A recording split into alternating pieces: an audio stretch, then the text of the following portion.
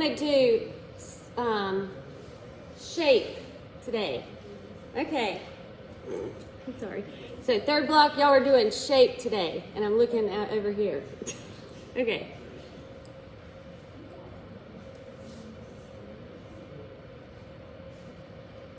Oh. Okay.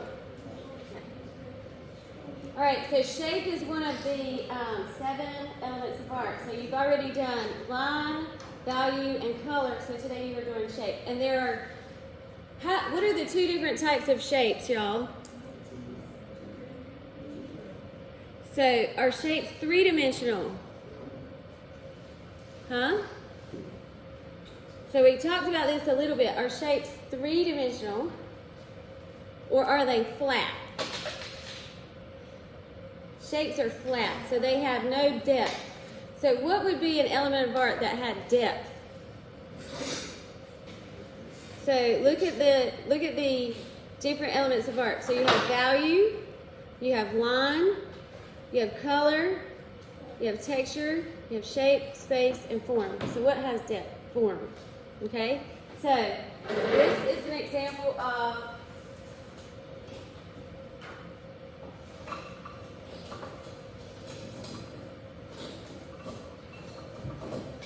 a form. Okay? So this is a form of a what? Rectangle. Okay? And this is a form of a square. Okay? Right? Okay? So, so if you have geometric shapes, what is the opposite of a geometric shape?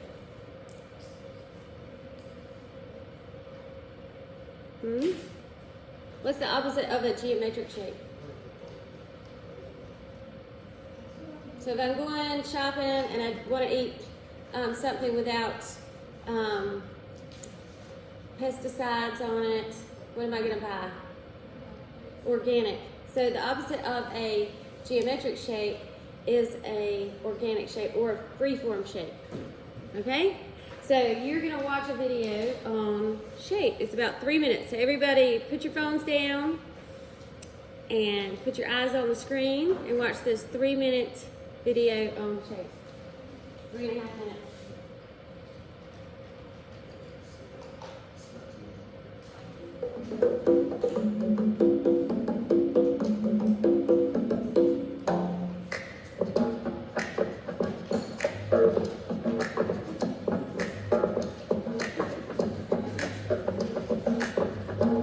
Fruit has played a prominent role in the history of art. It's long been a favorite subject for artists, making still life paintings and drawings. Looking at still lifes of fruit is a useful way of studying how artists approach making shapes. Shape is one of the 7 elements of art, along with line, form, texture, value, space, and color. When the beginning of a line connects with its own end or intersects with another, a shape is formed. In visual art, shapes are flat and are defined by their length and width. In other words, they're 2-dimensional. There is an infinite number of shapes, but all fall into one of 2 categories, geometric or organic. Geometric shapes are commonly recognized such as squares, hexagons, rectangles, and circles. Organic shapes are free-form and often one of a kind. Artists learn how to see the world around them as basic shapes. Simplifying objects into geometric and organic shapes makes drawing them easier. Shapes inherit the qualities of the lines that were used to construct them. For instance, this painting by Cezanne has heavy, solid outlines that define the shapes, whereas the fruit in this ink drawing by Manola Rocky is made up of very soft, fuzzy lines. Each approach to making lines produces different feelings and associations in the viewers. Some artists make oranges that are perfectly round, while others draw or paint every little bump and detail of the skin. The next time you're looking at a painting or drawing, try to notice how the artist is using shape in their work. If you were making a drawing or painting, how would you interpret the objects in front of you? Would you draw them as faithfully as possible? Or would you choose to represent them more abstractly? Practice for yourself by setting up a bowl of fruit and drawing what you see.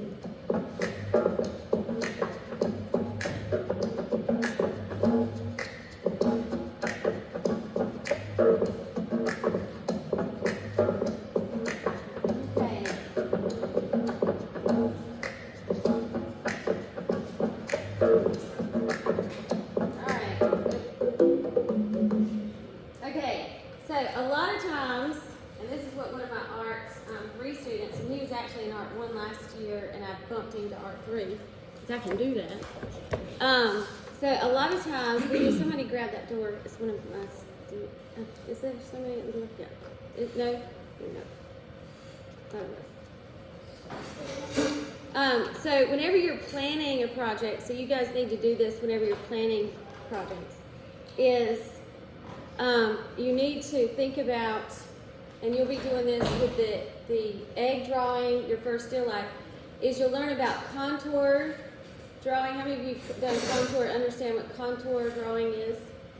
So that's the outline of shapes or the line around it. So you're not creating a form, so you're just doing a line or a shape of that object, okay? Then you learn about gesture drawing, but, so whenever you were looking at the fruit, okay,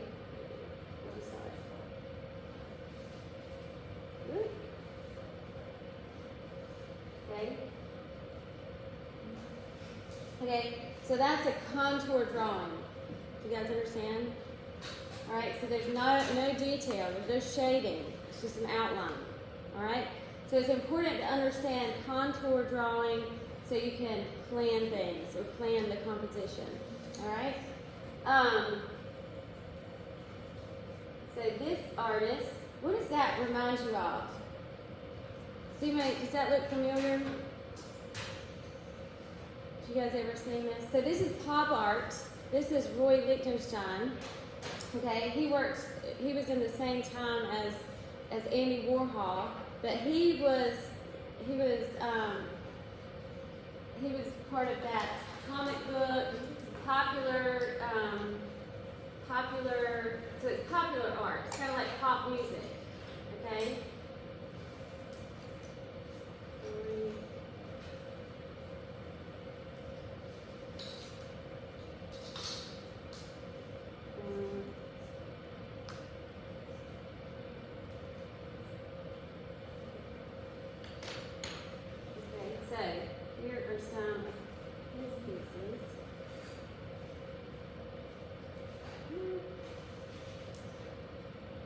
So here he's mimicking. Does anybody recognize the artist that he's mimicking with the still life composition? Does anybody recognize that style of a portrait? I think you guys were guessing it. Who? What? Picasso? Does that look like Cubism? Yes. Looks like Cubism. So, like a Cubism face. So, Cubism is where you're showing parts of something at different angles. Okay? So, that's what he's doing. And then he's creating a still life in that composition. But he would do a Band-Aid dot, which is like, I always think of Band-Aid dots. So, it's little dots, like if you were to zoom in on a Band-Aid. But if you look up close at like a billboard paper, and now everything's going digital. But if you look at the billboard prints, it's actually little teeny dots that are put together to make a color. So if you were to look at like red and yellow, red and yellow, red and yellow, and from far away it looks orange, that's how they would print those big billboard papers that they would roll up and put up there. So that's how he would, it's kind of like pointillism, but he would use it as his style for art, but kind of like a broken down, like illustration style. It's really kind of cool. But these are shapes, so they're very flat, extremely flat. There's somebody else. Cezanne, they mentioned Cezanne. And I was actually talking to this student that's doing this still life, how his art reminds me of Cezanne because it's very outlined shapes of fruit.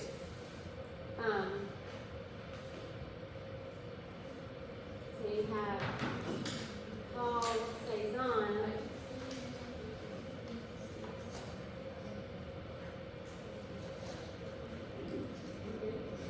Okay. So he was very famous for his still life, just his still lifes. But I even told the student, whenever I have you guys do still lifes, I always say, stop outlining. You're not outlining. We don't outline anymore. We're not in middle school. It's really about the values around the objects. Get away from using that really heavy outline of things and think about the value of the pear reflected in the space behind the pear, the table that it's sitting on, or the fabric that it sits against, and the light reflected on the pear. How the green reflects on this, how this green color is reflecting here, or how this green is reflected on the shiny box, okay? You gotta really look at everything that's happening whenever you create a piece of art. Because it's not just about what you think you see, but it's what you are seeing. Okay? It's not just what you think you're seeing, it's what you are actually seeing. You got to take away what you know and start looking at what you are looking at. Okay. I'm getting very serious. Okay, shape. This is a very easy one.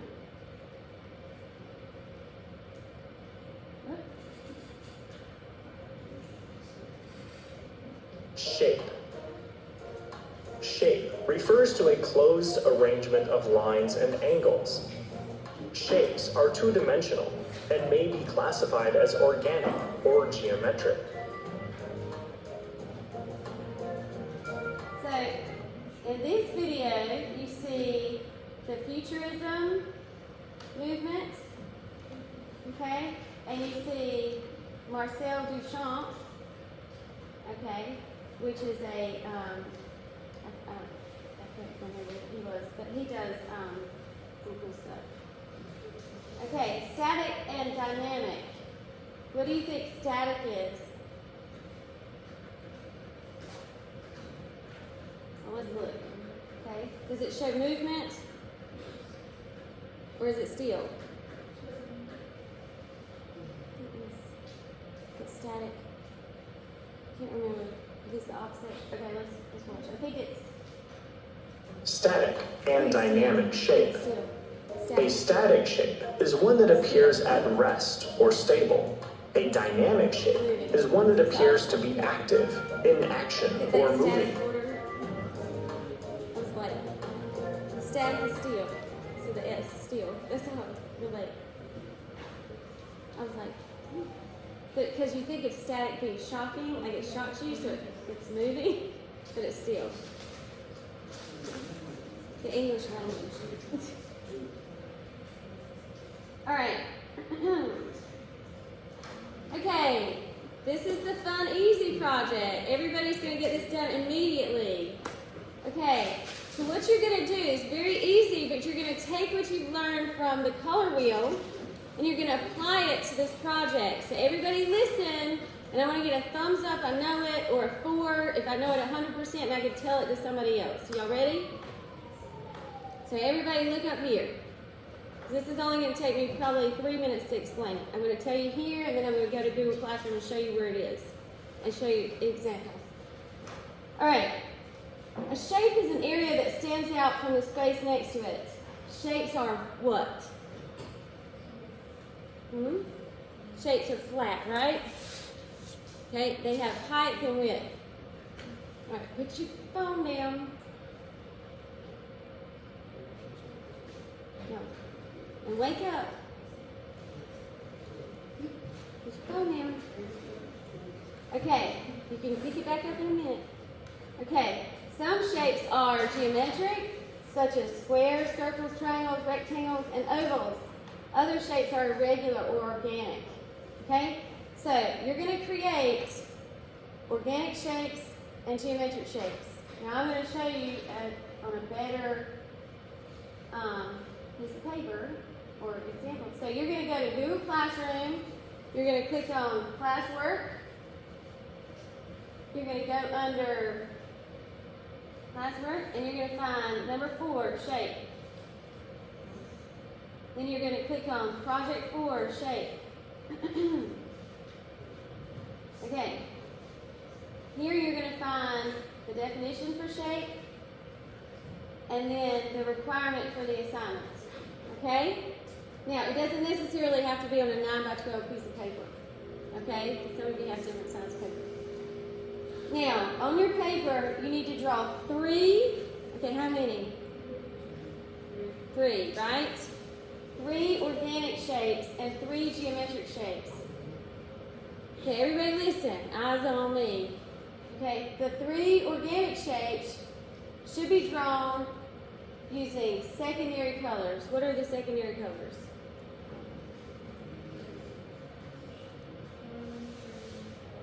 Orange, green, and violet. How many of you know the secondary colors? Give me a thumbs up if you know the secondary colors. Okay, if you don't know the secondary colors, do you think you could find out? Do you think you could find out? You should be able to. Okay, how about giving you what the secondary colors are on the worksheet? I've told you what they are here, right? Okay, so this geometric shape should be drawn in 3 primary colors. They are red, yellow, and blue. Okay, now, if you look here, I have a very good example. Now, there's 2 different examples. There's one where the student was challenging themselves, and there's one that was applied in a very simple way, very efficient way. Do you guys understand? So, it's either way. You can challenge yourself, or you can do it very simply. Do you guys understand? The one thing you don't want to do is you don't want to make a shape look geometric. I mean, not geometric, 3-dimensional. Do you guys understand? You need to understand the difference between shape, I keep saying geometric, shape and form. Okay? Because when we talk about form, you don't want to make a circle look like a sphere. Do you guys understand? Like, I don't need to see a bunch of circles that look 3-dimensional by using value and shading, okay? You need to make flat,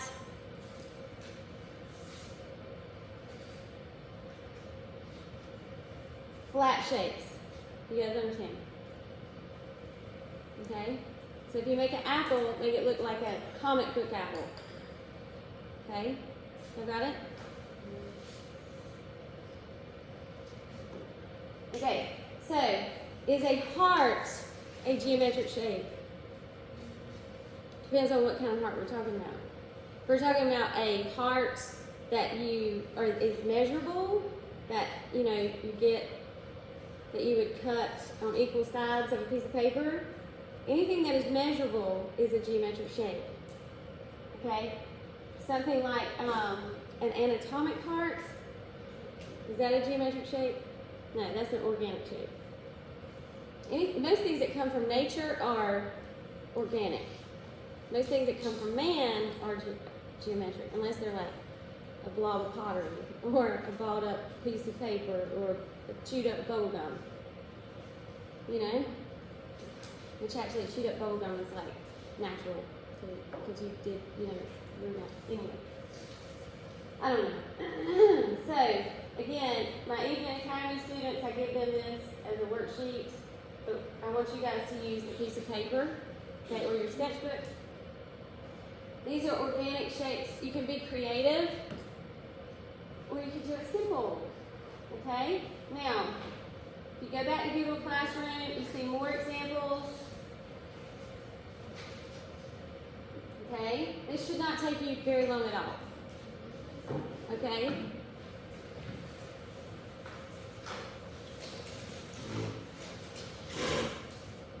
Alright. Are there any questions about this? Any questions? Now, how would I get points taken off for this assignment? If you use the wrong colors, if you make it look three-dimensional, okay? Did everyone in this classroom understand the assignment? Is there any questions about the assignment? When is the assignment due? Let's see. Ooh, somebody's already turned it in. The assignment is due September 14th, which is on Wednesday next week. So, the assignment is due Wednesday next week. It will be, 5 points will be deducted every day if it's not turned in on Wednesday. You guys understand? So, you can get full credit, great credit, if it's turned in by Wednesday next week. Okay? You guys should all be finished today, and tomorrow,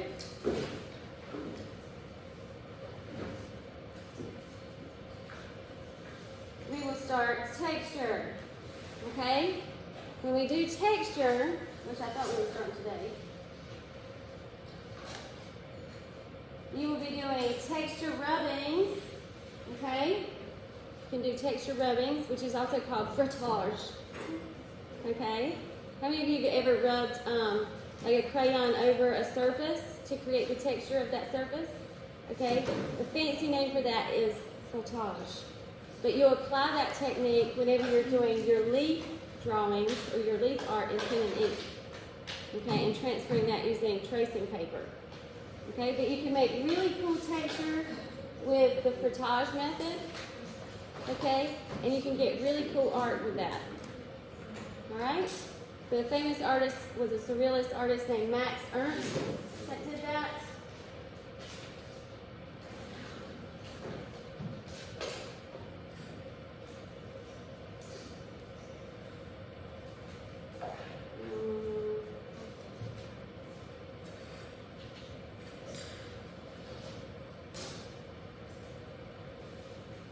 It's kind of weird. I have to make sure I'm showing y'all appropriate pictures. So I'll show you. I'll make sure I have appropriate pictures and I'll show you tomorrow. So he can be kind of strange, which like all artists can be strange, you know. Okay. Any questions? If everyone understands, give me an okay. I get it. Okay. I'm gonna go around and make sure all the paper is good. All right. And I'm gonna make copies of the assignment. All right. Everybody in third block, you guys got it? I will see y'all on Friday.